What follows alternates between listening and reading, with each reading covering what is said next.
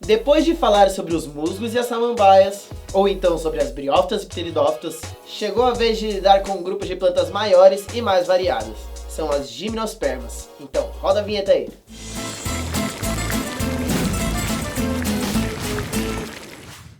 As gimnospermas se distinguem das briófitas e das pteridófitas pela presença de sementes. Mas isso quer dizer que elas possuem flores e frutos?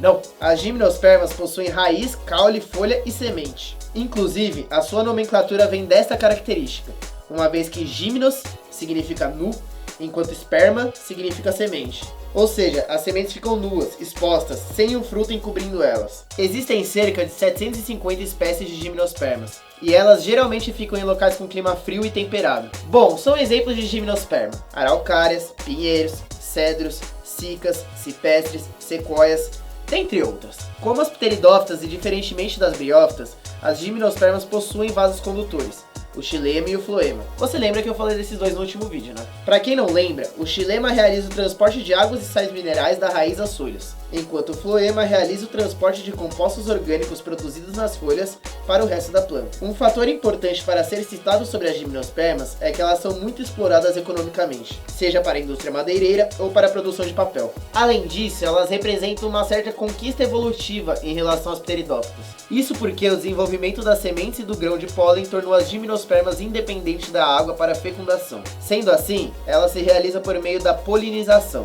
E bom, já que estamos falando sobre a polinização, vamos para a reprodução das gimnospermas. E, para tal, vamos usar de exemplo o pinheiro. Antes de mais nada, é preciso citar que as gimnospermas possuem um negócio chamado estróbilo. Os estróbilos são estruturas que produzem os esporos. No caso de algumas plantas, eles são em formato de cone, e por isso tais gimnospermas são classificadas como coníferas. Bom, a maioria das gimnospermas são dioicas, ou seja, elas possuem estróbilo masculino ou feminino. E outras possuem ambos, e são chamadas de monóicas. Os estróbilos masculinos são bem pequenos, tão pequenos que são chamados de microstóbilos.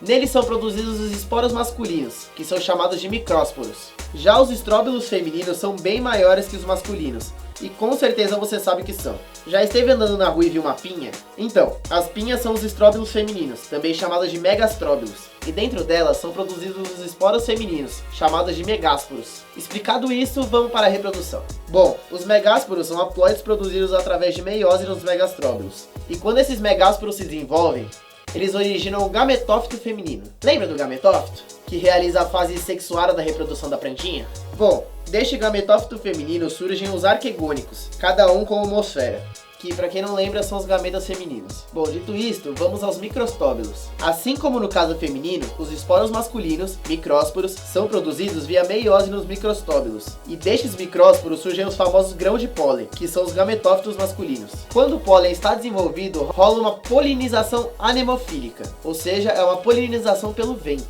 Então, o vento sopra os grãos de pólen até alguns deles encontrarem a abertura do óvulo. Quando chega lá, o pólen germina, formando o tubo polínico, que cresce, possibilitando a ele alcançar o arquegônio e, então, fecundar a oosfera. Inclusive, pode até rolar de mais de uma oosfera ser fecundado, caso este que chamamos de poliembrionia. Mas quando rola isso, geralmente apenas um dos embriões se desenvolve. Isso tudo que eu falei parece simples, mas a real é que demora um tempinho. Pode levar até 1 ano entre a polinização e a fertilização. Bom, e é daí que nasce o pinhão, que é a tal da semente do pinheiro, que futuramente se torna um jovem esporófito, que quando cresce será uma gimnosperma adulta. É interessante citar que essa semente, o pinhão, é considerado uma espécie de fortaleza biológica, pois ela abriga e protege o embrião da desidratação, do calor, do frio e da ação de certos parasitas. Além disso, elas armazenam reservas de nutrientes para alimentar o embrião e garantir seu desenvolvimento até que ele forme suas primeiras folhas. E quando isso acontece, o próprio esporófito produz seu alimento por meio de fotossíntese. Então é isso aí, galera, espero que vocês tenham gostado de mais esse vídeo. Se você não se recorda ou não assistiu os vídeos anteriores, é bom assistir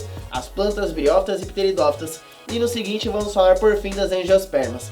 Deixa o seu like aí pra gente se você gostou, é realmente muito importante pra nós. Mostra pro seu amiguinho a matéria. Se você tem algum amigo que tem dificuldade em biologia, principalmente nessa matéria. Eu, por exemplo, tinha um pouquinho quando eu tava na escola. Se você quiser dar uma ajudinha financeira pra nós, o que seria muito importante de coração, acesse apoia.se/canal Revisão. Então é isso aí, galera. Valeu!